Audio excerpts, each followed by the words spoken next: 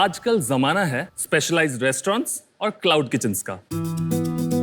Burger वाला अलग, मोमोज वाला अलग, हॉट पिज्जा वाली चेन्स अलग, और ऐसे हो जाती है किचन्स की अनप्रोडक्टिविटी। और हमारे क्रेविंग्स का तो पूछो ही मत, वो तो हर घंटे बदलती रहती है। इसीलिए हर रेस्टोरेंट एक वाइड वैरायटी ऑफ मेन्यू रखते हैं, जिसके चलते दिन का अंत में बहुत सारा सरप्लस खाना बच जाते हैं। और इसलिए हमने सोचा क्यों ना एक ही तीर से दोनों निशाने लगाया जाए। इसके साथ जन्म हुआ एक ऐसा क्लाउड किचन ब्रांड का जो फूड वेस्ट होने से भी बचाए और आपका मील वाइज क्रेविंग्स भी मिटाए। नमस्कार शार्क्स, मैं हूँ शुभब्रतो गांगुली। नमस्कार शार्क्स, मैं हूँ शिवपाल दे और हम हैं क्रेव राजा फूड्स, क्रेविंग्स के किंग्स। क्रेव राजा फूड्स एक Kolkata based cloud kitchen chain है जो कस्टमर्स को 4 डिफरेंट ब्रांड्स प्रोवाइड करता है। जैसे अगर सुबह मुझे खाना हो सैंडविचेस और स्टफ्ड ऑमलेट्स तो SOS सैंडविचेस, ऑमलेट्स, स्नैक्स का ब्रांड है ना। दोपहर को प्रोटीन वाला न्यूट्रिशियस मील खाना हो तो लैब्स फ्रॉम बरीटो राजा। रात को IPL का मैच है और दोस्त लोग घर पे आए तो पार्टी के वक्त क्या खाएं? हाफ एन ऑफ पिज्जा और chicken wings from gusto pizza. और अगर अपनी टीम जीत गई तो आफ्टर पार्टी में क्या खाएं? तो मंगवा लेंगे fried chicken from the Fry Raja.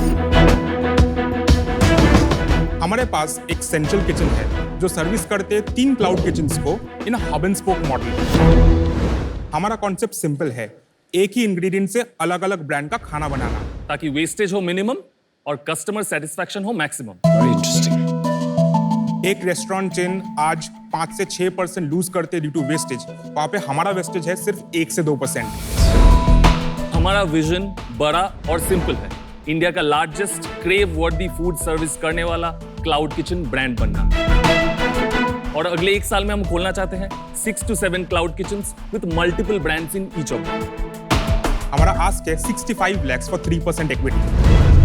Hunger का बजाओ बाजा with crave Raja. So sharks, आपके लिए जल्दी से कुछ डिलीवरी मंगवाए? मंगाओ यार। डिलीवरी। सो अमन को मिला है फ्राइड चिकन, अनुपम को हमने दिया है विदाउट चीज। हाँ जी। नवाबी चिकन टिक्का बुरीतो।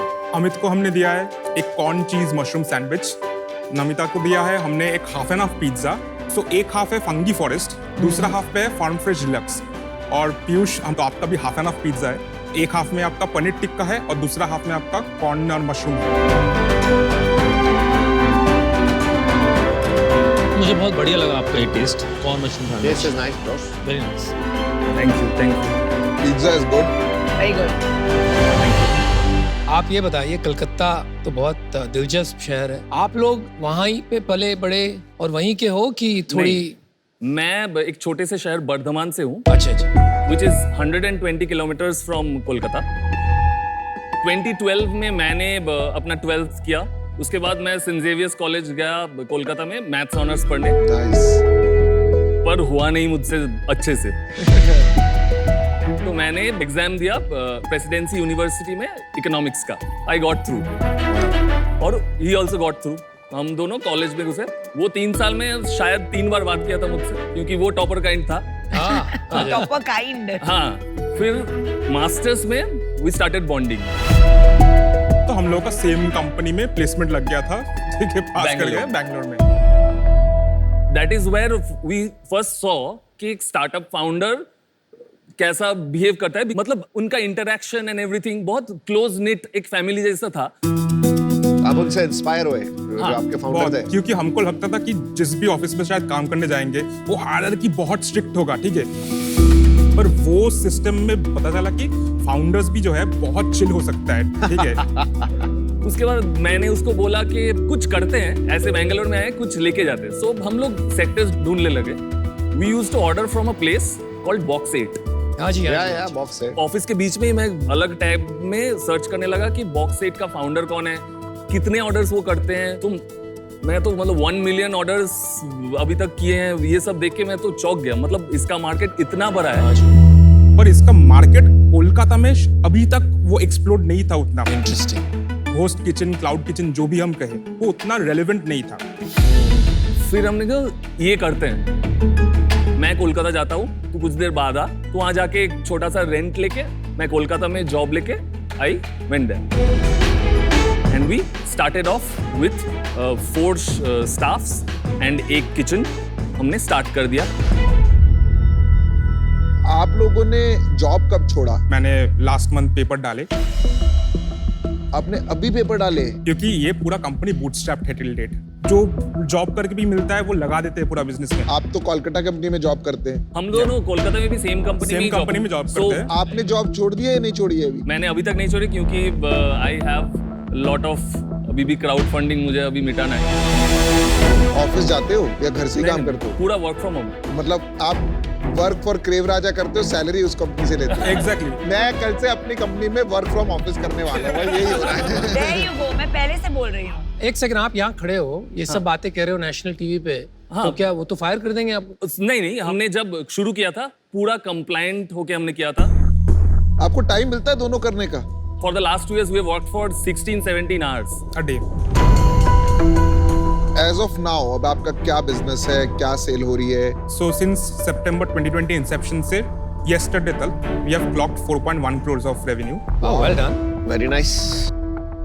लास्ट मंथ कितनी सेल हुई? Last month we clocked 19.5 lakhs.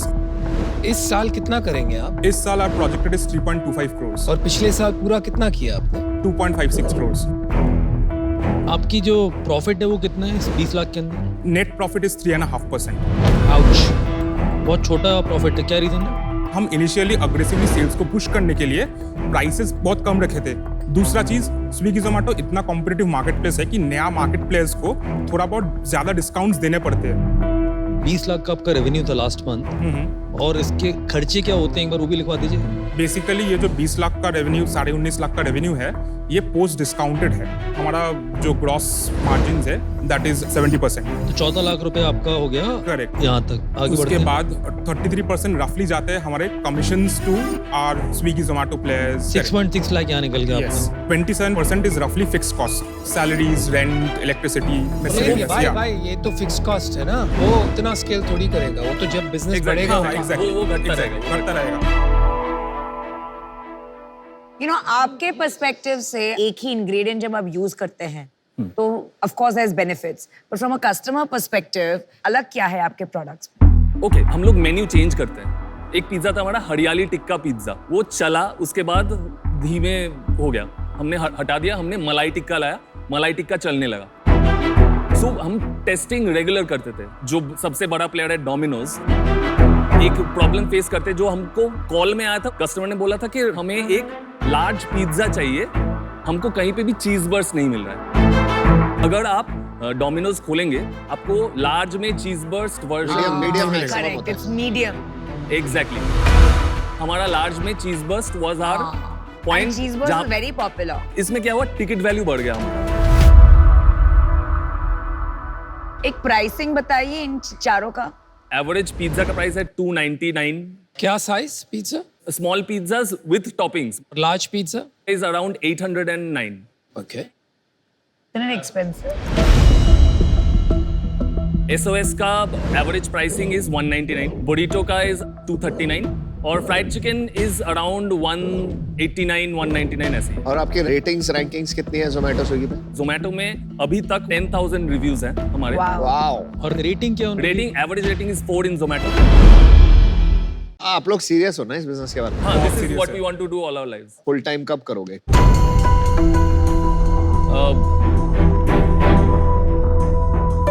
इसीलिए तो आए हैं यहाँ पर पैसे लेने और फंडिंग रेज Yes. करने, ताकि ये काम कर सके, है ना? Exactly. आप अगर ये फंडिंग मिलता है आज, आप नौकरी छोड़ देंगे ना? एकदम।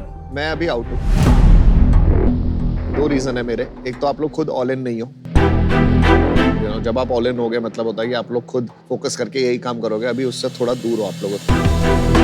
और दूसरा, आपकी वैल्यूएशन जो आपने मांगी है स्ट्रेट आप 20 करोड़ के आसपास, वो भी मेरे को लग रहा है थोड़ी ज्यादा है, तो उसमें मैं नेगोशिएट ही नहीं कर पाऊंगा। अभी मैं आउट। आई थिंक टीम बहुत बढ़िया, आपके नंबर्स बहुत जबरदस्त हैं। मैं इससे बाहर हूँ क्योंकि मेरे इसमें कोई एक्सपर्टीज नहीं है। अगले 3 साल का प्रोजेक्शन बता सकते हो? क्या सोच रहे हो आप रेवेन्यू और प्रॉफिट? अगर हम 2 या 3 मेट्रो सिटीज में प्रेजेंट हो जाए तो हम लोग एटलीस्ट 15 to 20 करोड़ तक रेवेन्यू का प्रोजेक्शन रखते हैं। तो आप जोग्राफिकल एक्सपेंशन से ला सकते हो रेवेन्यू ज्यादा, Correct. Vertical And- depth in the city से नहीं ला सकते। वो भी ला सकते हैं। तो आपने स्ट्रैटेजी क्या बनाई है? हमारे पास अभी 3 किचन है कोलकाता में, वो ऑलमोस्ट 70 to 80% शहर कवर कर रहे हैं। मैक्सिमम एक किचन डालने से हम लोग का पूरा शहर कवर हो जाएगा, तो वो सेंस हम लोगों के लिए अभी नहीं बनेगा कि हम 5, 6, 7 किचन कोलकाता में खोले। तो इसलिए इंपॉर्टेंट है कि जोग्राफिकल डाइवर्सिफिकेशन के थ्रू भी हम अपना रेवेन्यू बढ़ाने की सोचे। फूड जो है बहुत क्लटर्ड मार्केट है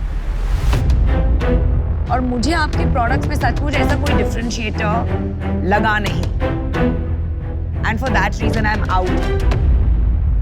मुझे लग रहा है कि ये जो आप कहानी रच रहे हो बहुत गलत है। इंडिया में सबसे बड़ा क्लाउड किचन ब्रांड कौन सा है? Rebel foods. यही गलत काम। Domino's is the largest cloud kitchen brand in India, और आप जानते हो पैसे बर्न नहीं करता है। वो कितने पैसे कमाता है आपको आइडिया है? आपको पता ही नहीं कितने पैसे कमाता है। आप इस धंधे में घुस गए, जो शेयर है इस धंधे का उसी को नहीं समझ पाया। उसकी सेल है ओवर 2,500 करोड़, 700,000 करोड़ के आसपास उसका प्रॉफिट। बाकी सब प्लेयर्स कर रहे हैं लॉस, वो इसलिए कर रहे हैं क्योंकि उनके पास मार्केट पुल है ही नहीं। डोमिनोज को नाम से बिकता है because of the power of the brand. तो आप वही चक्कर में फंस रहे हो जो ये सब ऑलरेडी फंस चुके हैं। फर्क इतना है कि आपके पास पैसे नहीं, तो आपकी तो हालत और खराब होगी। अगर सच में ये काम करना है, 1-2 ब्रांड खड़ा कीजिए जिसमें स्ट्रॉन्ग कस्टमर पुल। तब तक के लिए this is not a business. इस वजह से मैं आउट हूं। All the best. अब मैं ही बचाऊं केवल। क्लाउड किचन बिजनेस होता है और ग्लोबली प्रूवन है। मेरा उस पे अनुभव से असहमत है। डोमिनोज वाला बिजनेस थोड़ा रिटेल साइड का बिजनेस जाता है, ये बहुत डिफरेंट बिजनेस है, तो दोनों को कंपेयर करना मेरे व्यू में ठीक नहीं है। जहां मैं अटका हूं आके कि आपके प्रोजेक्शन पूछे मैंने आपसे तो काफी डोल मोल आंसर मिला, कोई ऑब्जेक्टिविटी नहीं है। मेरा व्यू ये है कि आप लोग इसमें फुल टाइम लगो, जॉब की चिंता मत करो, फंडिंग हो रही है नहीं हो रही, अपने आप पानी में कूदोगे तैरना आ जाएगा। अभी वो डेप्थ इसलिए मिसिंग लग रही है मेरे को। आज मैं इस रीजन से आउट होना चाहूंगा, पर मेरे ओवरऑल पिच में बहुत मजा आ रहा था। मुझे लग रहा था कि मैं डालूंगा पैसा, बट जब तक ऑब्जेक्टिविटी नहीं आती ना प्लान की, मेरे को मजा नहीं आता। आज के लिए बाहर हूं, but I wish you all the best. Thank you guys, bye, guys. All the Bye. Best, see you. Thank you. Thank you.